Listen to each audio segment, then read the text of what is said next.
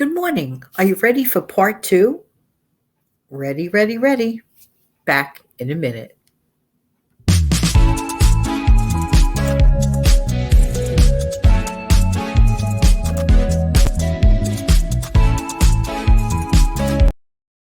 Hey, if you don't know what I'm talking about part two of a four-part series.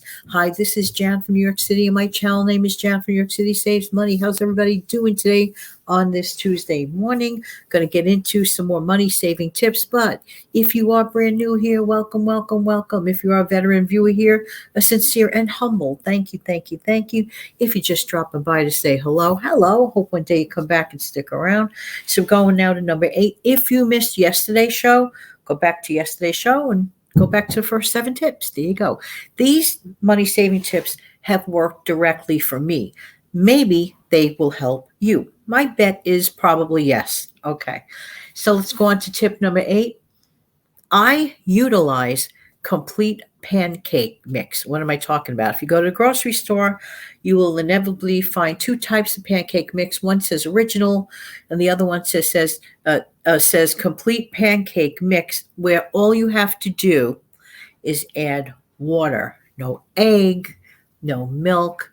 This saves money, and it is just so much neater and convenient. And the cost is, I believe, almost identical. I think it is identical in price. You don't have to have a specific brand to do it because there are store brands that have the same option. So utilize the complete pancake mix, especially people with kids and you're on a tighter budget and all you need to do is add water to the product. I think that is a tremendous and wonderful savings. And in addition to that, some of you folks may know that I have been known to make other things from complete pancake mix, like breads, cakes, cookies, bisconis. I've done it. It works. Check out those other videos and you could find it. Coffee cakes. So may be interested in that. Next, I buy mainly longer lasting root vegetables at the grocery store as far as the fresh ones go. Now, don't get me wrong. I do enjoy eating lettuce and stuff like that. If done right, if wrapped properly, lettuce can last a little while. But the ones that really do have a longer shelf life, of course, are root vegetables like potatoes, carrots, onions. As far as fruit goes, apples definitely last. If you buy bananas, you could buy them on the greener side so they could sit on your counter a little bit longer, and so on and so forth. I actually know a friend that prefers the not the very ripest type of banana. That's very interesting. So I guess that their bananas can last a little while. So that's pretty good. Soups, large batch food. I like to make easy but plentiful batch food dishes. I showed you recently, not long ago, a tray of baked ziti, which actually ended up being, it wasn't ziti actually, it was penne rigati because they didn't have the ziti noodles that I was looking for. But if that happens to you, you could certainly use a box of penne rigati, or even without the lines on it, penne pasta works great. But making large, easy to do batches of food can be easily divided, frozen, divide, conquer, and save. And it does save you money. It also saves you time, effort, and energy. I am still having frozen and using the baked ziti, which was penne pasta, to this day. So it was frozen. I take it down little increments, and I'm going to actually have that for lunch in a little bit. All I have to do is heat it up. I love heating and eating, and I dislike food waste. That is for sure.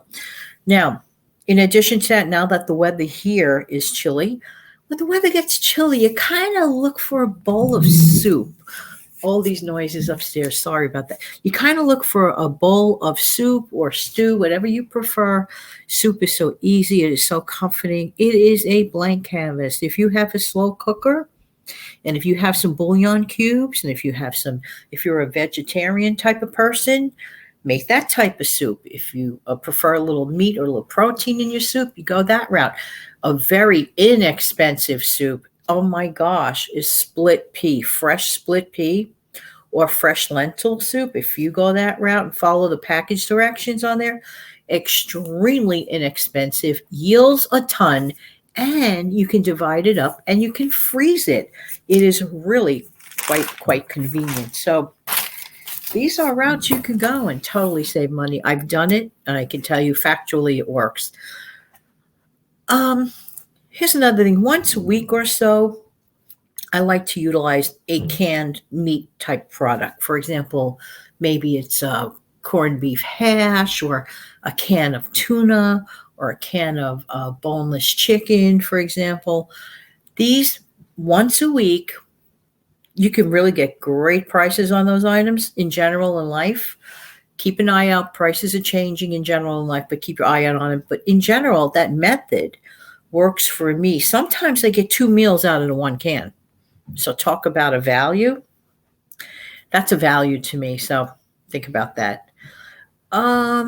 Speaking of which, once a month, I purposely, on purpose, rather eat things from my concurrent cabinets or cupboards, or my pantry if I need one or two items from it, to purposely avoid going to the grocery store. If I can, I used to do 3 grocery hauls a month every 10 days, about. Now I switched that to twice a month. So it's every 14 days.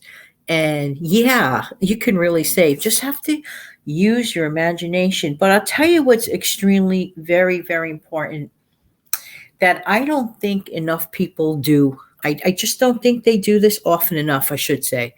They do not clean out their refrigerator often. And many times, not only just for the disorganized factor, or the unclean factor, but they don't know what's in there. And to me, food waste is very sad.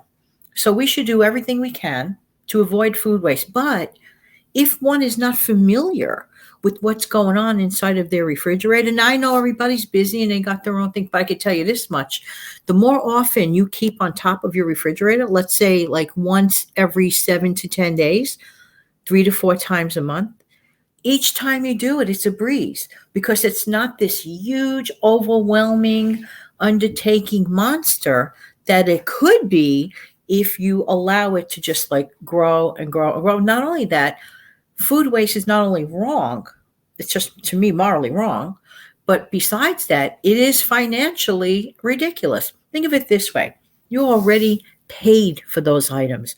Why waste it? Why not maximize the value of what you have? So I am positive that these tips and tricks will help anyone watching, and I'm hopeful that it will help you watching, because I really do appreciate whose time? Your time. Don't forget to come back again in the future. I'm going to find a closing outro for the show, and then I'll come back with a quick wave. Okay, hang on a second.